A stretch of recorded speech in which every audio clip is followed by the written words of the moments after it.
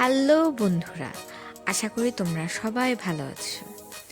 আজ তোমাদের জন্য নিয়ে চলে আসলাম মাছের মাথা দিয়ে তৈরি একটি রেসিপি। এটাকেই কিন্তু মাছের মাথার ঘন্টও বলা যায় বা মুড়ি ঘন্টও বলা যায়। তো চলো আজ তোমাদের জন্য তৈরি করি মুড়ি ঘন্টের রেসিপি। আমি একটি কড়াইতে তেল দিয়ে দিচ্ছি, দিয়ে দিলাম পেঁয়াজ এবং কাঁচামরিচ। দুটোকে আমি একটু ভালোভাবে ভেজে নেব, যাতে কাঁচা পেঁয়াজের যে গন্ধটা সেটা যাতে না থাকে। পেঁয়াজটা যখন নরম হয়ে আসবে, হালকা লালচে হয়ে যাবে, তখন আমি এর মধ্যে দিয়ে দেব কাঁচা টমেটো। কাঁচা টমেটোকে আমি একটু কুচি করে কেটে নিয়েছি। এবার আমি একটু ভালো করে নেড়ে ছেড়ে দিলাম। এবার দিয়ে দিচ্ছি আমি মসুরির ডাল।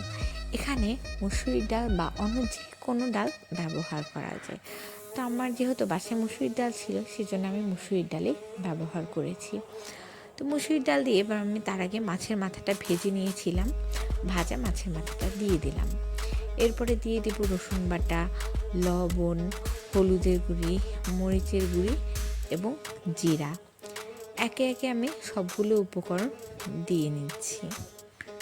সবগুলো উপকরণ দেওয়া হয়ে গেলে এগুলো কিন্তু আমি আবার নেড়েচেড়ে ভালো করে মিশিয়ে নেব। যখন এগুলো ভালো করে মিশানো হয়ে যাবে, তখন এর মধ্যে আমি পানি অ্যাড করে দেব। পানিটা আমি পরিমাণ মতো দেবো, যেহেতু এটা ডাল কিন্তু ফুলে বেশি পানি নিয়ে নেয়, শুষে নেয়, তো যার কারণে হচ্ছে পানিটা কিন্তু একটু বেশি দিয়েছি। তো এবার আমার ডালটা ঢাকনা দিয়ে ঢেকে দিয়ে রান্না হতে দিয়েছি। তো দেখো অলরেডি কিন্তু কালার চলে এসেছে, পানিটা ফুটে গিয়েছে, ডালগুলো সিদ্ধ হতে শুরু করেছে। এরকম পর্যায়ে আমি মাছের মাথাটা ভেঙে দিয়েছি।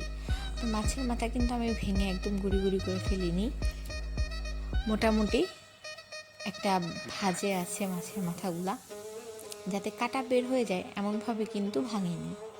আবার ঢেকে দিলাম। এখন দেখো প্রায় কিন্তু আমাদের ডালগুলো এবার সিদ্ধ হয়ে এসেছে।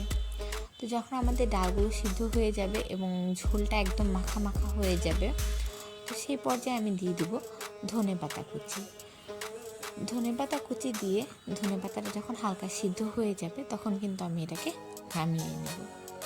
তৈরি হয়ে গেল আমাদের মাছের মাথার অনেক মজাদার একটি রেসিপি।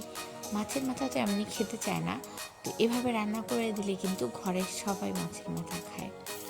তো তোমাদের জন্য আজকের এই রেসিপিটি, যদি তোমাদের এই রেসিপিটি ভালো লেগে থাকে, তাহলে আমার পেজটিকে ফলো করে যাও এবং ভিডিওটিকে শেয়ার করে দিও।